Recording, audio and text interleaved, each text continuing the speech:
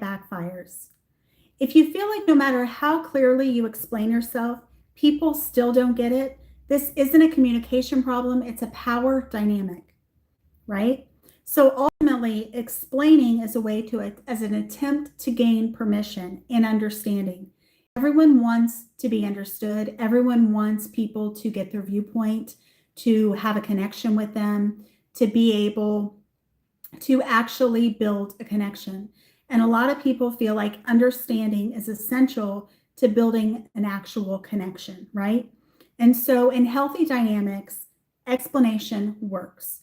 People understand what the other person is saying because they're paying attention, they're invested in it, and they're ready to go forward with it, right? In unhealthy dynamics, explanation becomes evidence against you, right? So evidence used against you is generally an adversarial response. Connection versus adversarial. There is no connection there. There is a person doing the gotcha moments. I do not like gotcha moments. I do not subscribe to gotcha moments because gotcha moments are nasty, manipulative things that people do to essentially make themselves feel better, make themselves feel in control, feel like they're powerful. And oftentimes they do that to those people who are unassuming, who are trusting, and then they get smack dab in the middle of a gotcha moment. And it's very disconcerting for a lot of people because that is not what they were looking for. That is not what they were wanting, right? And so ultimately, in unhealthy dynamics, explanation becomes evidence against you, which ultimately things should not be used against you in that way, especially if you're having an honest, open conversation with people and you are trying to build a connection, trying to work through a connection, and the other person, on the other hand, has other motives. That is almost nasty communication, right? And so the shift, you're not clarifying, you're being cross-examined. And if any of you have ever experienced cross-examination, you know it's not friendly. Welcome. Today we're talking about a two-part series. One is the trap of over-explaining, and the second part is how to explain without guilt. This will give you actionable tips, actual script to be able to figure out that and to be able to say that effortlessly. So if you feel like no matter how much you explain yourself, people still don't get it, this isn't a communication issue. Welcome, Tori. Erps, welcome. This isn't a communication issue. This is a power dynamic. Hello, Nestor Romero, welcome.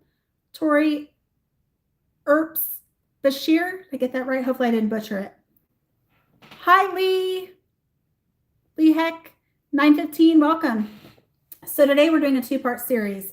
One is why you keep explaining yourself and why it backfires. Hello, guys. Welcome. My name's Buffy. For those of you that don't know me, I'm a podcaster on YouTube with Recovering Perfectionist Mama, a psychology channel, which we're using in this, and then also a Grace and Gavel, which is a true crime. I'm an almost 18-year criminal defense attorney. So welcome. Nice to see you all. And so if you feel like no matter how clearly you explain yourself, people still don't get it, this isn't a communication problem. It's a power dynamic, meaning one person is jockeying for power at the expense of the other person, right? So let's talk about explaining as an attempt to gain permission and understanding, right? Because ultimately that is where connection comes from. In healthy dynamics, explanation works, right? People actually know what you're trying to explain. They're actually invested. They're actually listening to you. They actually care about what you're talking about. They're not making assumptions. They're not building their own narrative. They're not using things against you or taking notes about what you said so they can use it later.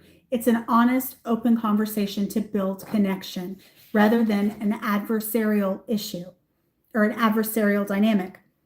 In unhealthy dynamics, explanation becomes evidence used against you. So it could be pulled up at a later time, a later audience. Maybe they're even taking notes. Who knows? People are they like the gotcha moment nowadays. The shift, you're not clarifying, you're being cross-examined, right? Green. I love green. Red's not bad either. How about you guys? So you're being cross-examined. And if you've ever been cross-examined, you know The cross-examination is far from friendly. I've had to cross-examine. It's far from friendly. So guys, if you feel led and you feel like you're getting value from this, feel free to like, feel free to subscribe if you like. I do tend to go on earlier, usually at 12:30 Eastern on YouTube Live, but I'm a little late today, so there it is. So ultimately, over-explaining is a nervous system response, fawn and appease. So you fawn a little bit, and then you essentially try to make other people feel comfortable. You try to make other people feel adjusted because you're uncomfortable, right? And so people who want control will move the goalpost, they will twist your words, and they will keep you in defense mode. If you're in defense mode, you are literally defending yourself. You're being defensive. You're feeling like everything is an attack, right? And is that fair to you? Absolutely not. But people do that because they want to get you off guard. They want to get you agitated. They want to get you frustrated. They want to get you off your game, where your needs and what your goals are only secondary to theirs. Not the primary goal, it is the secondary goal. And they will do manipulation tactics, gaslighting, any number of things to get you off of where you want to be, right? And so if the outcome doesn't change, the explanation isn't the issue, right?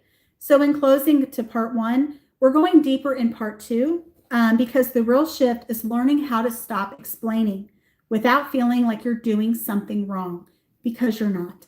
You don't owe anyone an explanation unless you want to give an explanation. So let's go to part two. The hardest part about stopping over explaining isn't knowing what to say. It's untolerating how uncomfortable it feels. And if you're an overthinker and an over-explainer, you will know exactly what I'm talking about, because there's almost this urge to explain, to connect, to get a meeting of the minds, to build connection. But ultimately, over-explaining can backfire. Okay, let's talk about how a lot of people feel that silence feels wrong, right? A lot of that is conditioning. Maybe you grew up not liking the silence, and so you learn to fill it. You learn to fill in the gaps, keep people comfortable, try to keep conversation going, because that's what made people happy. That's what kept the silence at bay and kept you from being uncomfortable. If you can relate with that, feel free to leave a heart or feel free to say me. Because I think a lot of us have that. And fear of being misunderstood. No one wants to be misunderstood. But there are a lot of people who have a vast disdain for being misunderstood because they've been misunderstood so much that it pains them to think of being misunderstood again. And fear of rejection. I think a lot of us have fear of rejection. So the reframe, you don't need to be understood to be valid. You're valid by nature of who you are. You're valid because you have something to say. You have value in you by nature of being a human, by having thoughts, by having opinions, by trying to build a connection. You are valid. You don't need anyone to validate you. You validate yourself just by being who you are. And every human is valuable. Every human is valuable. So let's talk about the practical tools that I promised. Let's replace explanation with statements. Don't say, let me explain, because that again is your comfort zone. You're going to say, this is what I'm doing, right? Boundary phrases. These are very important. I've already shared my perspective, which is a way to shut the door on more questions, more explanations, more things that you don't want to give. I'm not continuing this conversation anymore. If you're done, right? And so let's talk about the other emotional regulation piece. Sit in the discomfort without fixing it. That's the tough one. That is the one that you're going to have to work on. I know I would be in the same situation for sure. So in closing, if this hit, watch your own patterns this week and notice when you start explaining and pause. So thank you so much, guys, for tuning in. And I hope that you'll come back and see us again soon. And I hope that you have a great rest of your day and hope to see you again soon. Bye-bye.